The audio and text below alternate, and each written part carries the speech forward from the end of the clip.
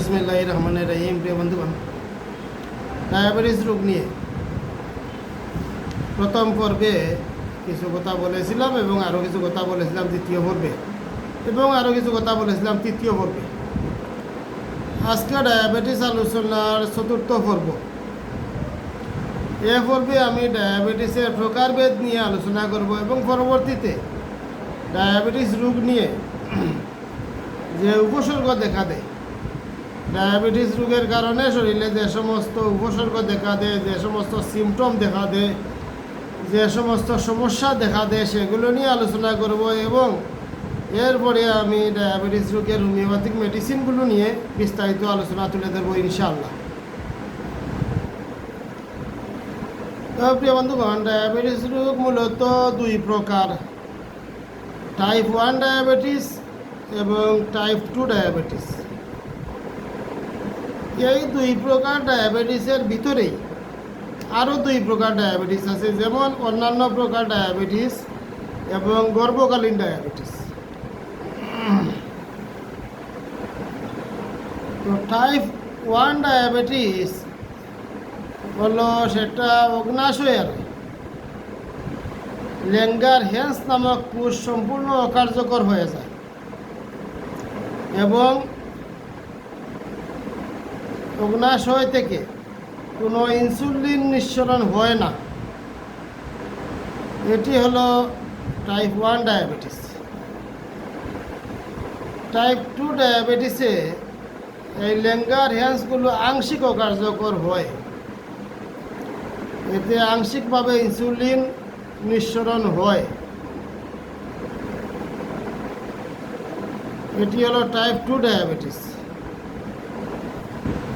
এবং অন্যান্য প্রকার ডায়াবেটিস, যেমন অগ্নাশয়কে যদি কোনো কারণে কেটে বাদ দেওয়া হয় অথবা অগ্নাশয়ে পাথর হয়ে যায়, অগ্নাশয়ে ক্যান্সার হয়ে যায়, অথবা হরমোনের প্রবলেমজনিত কারণে ইনসুলিন তৈরিতে বাধার সৃষ্টি হয়, অথবা জেনেটিক কারণে ঠিকমতো ইনসুলিন তৈরি হয় না, ইত্যাদি ইত্যাদি কারণে ডায়াবেটিস, সাময়িক ডায়াবেটিস হতে পারে।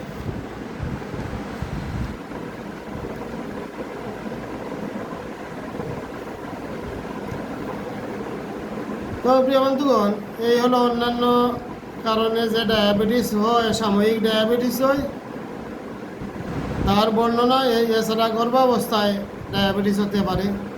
অনেক মেয়েদের গর্ভাবস্থায় ডায়াবেটিস হয়। গর্ভাবস্থায় ডায়াবেটিস রোগ বেশি হলে গর্ভস্থ সন্তানও ঝুঁকির মুখে থাকে, গর্ভস্থ মাও ঝুঁকির মুখে থাকে।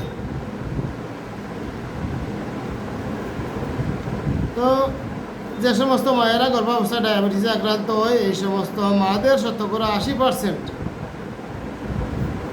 পরবর্তীতে ডায়াবেটিস রোগে আক্রান্ত হয়।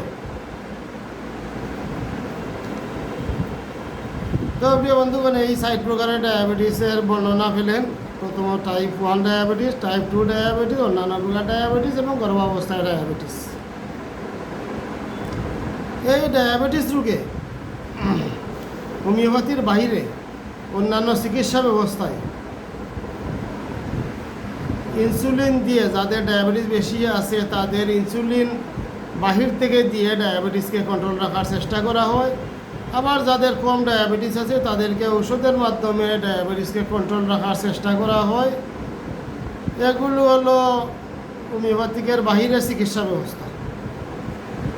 বিশ্ববিখ্যাত জার্মান চিকিৎসা বিজ্ঞানী হ্যানিম্যান যখন দেখলেন এভাবে ডায়াবেটিস রোগের চিকিৎসা হচ্ছে এবং রোগী সুস্থ হচ্ছে না, পরবর্তীতে আরও নানান ধরনের উপদ্রব শরীরে দেখা দিচ্ছে, এইগুলো দেখে হ্যানিম্যান দীর্ঘ গবেষণা করে